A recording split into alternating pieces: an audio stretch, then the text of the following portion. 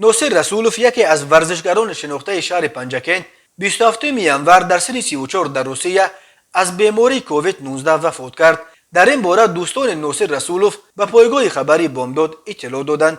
نوسیر رسولوف در ورزش وزنبرداری در چندین مسابقه های جمهوری جایهای نمایان را صاحب گردیده بود. یکی از دوستانش گفت که او سالهای دانشجویی‌اش تا در مسابقه ها از طرف شهر دوشنبه برآمد میکرد. نوسیر رسولوف سالهای 2005-2010 در دانشکده اقتصاد در پایتخت تحصیل کرده است. طور رفیقان و همسبقانش میگویند نوسیر چون دیگر جوانان تاجیک برای پیدا کردن رزق و روزی به مهاجرت میرفت. او در این اواخر در مرکز سودای دوبروفکا در شهر مسکو کار میکرد.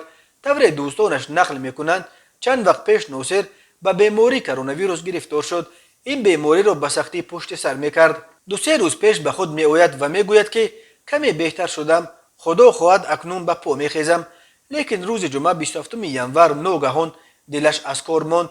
قصه کردن دوستان ورزشگر جوانمرد از نوسیر رسولوف همچنین یک جوان چهره‌گشاد، ورزشگر موفق و دوست خوب یاد میکنند. هزارها تن از مهاجران تاجیک در روسیه به کرونا ویروس دچار شده. این بیماری سبب مرگ 10 نفر از زادگان تاجیکستان در آن ملک غربت شد.